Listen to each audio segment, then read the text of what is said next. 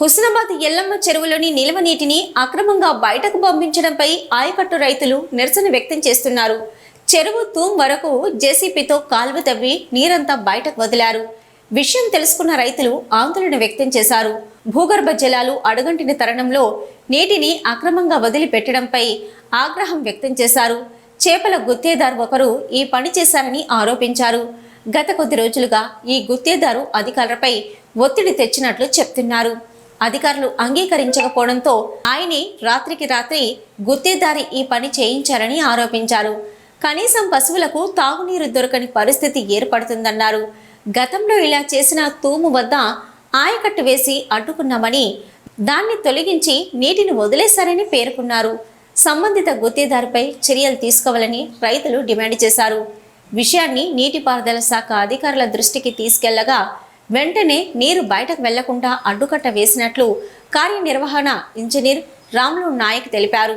అయినా అధికారుల మాటను బేఖతారు చేస్తూ రాత్రికి రాత్రి మళ్లీ నీటిని కాల్వల ద్వారా తవ్వి విడుదల చేయడంతో ఈ విషయం తెలుసుకున్న రైతులు single window chairman Bolisetti Sivayya, మాజీ municipal vice chairman Bolisetti Sudhakar, పాల ఉత్పత్తిదారి డైరెక్టర్ ఆకుల సీను మరియు రైతులు తూము వద్దకు వెళ్లి జేసీపీతో నీటిని ఆపుదల చేశారు.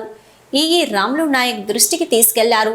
ఇలా రాత్రికి రాత్రి నీళ్లు విడిచిపెడితే రైతులు ఆందోళన చేస్తారని హెచ్చరించారు. దీనికి సంబంధించిన ఈ గారికి మిగతా అధికారులందరూ కూడా చాలాసార్లు చెప్పడం జరిగింది. చెప్పిన ఇప్పటి వరకు స్థానికంగా అధికారులు ఉండడం లేదు. దీనివల్ల మరి మత్స్యకారులకు ఎలాంటి నష్టం లేదు. వాళ్ళు తెప్పలతోటి కానీ వలలతోటి కానీ ఎన్నో రకాల పట్టుకోవడానికి వీలున్నది. ఈ నీళ్లు గ్రౌండ్ వాటర్ మరి తీయడం వల్ల రైతాంగానికి హుస్నాబాద్ పట్టణానికి కూడా ఎంతో ఇబ్బంది అవుతుంది. దీని మీద మరి అధికారులకు దీనికి సంబంధించిన అధికారుల మీద పై చర్య తీసుకోవాలని కోరుకుంటూ సెలవు తీసుకుంటాం. ఎల్లమ్మ చెరువు అనేది ఎప్పుడు నిండుకుండలాగా ఉంటే మనకు కింద గ్రామంలో నీటిలా గ్రౌండ్ వాటర్ మంచి స్థాయిలో ఉంటుంది. కింద రైతాంగం బావిలలో మంచిగా ఉంటాయి.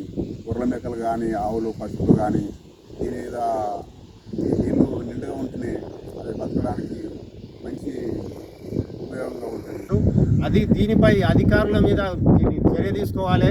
ఏఈ కానీ డిఈ కానీ స్థానికంగా ఉన్న ఆఫీసర్లు కానీ అసలు చెరువు గురించి ఎవరు పట్టించుకోలేరు.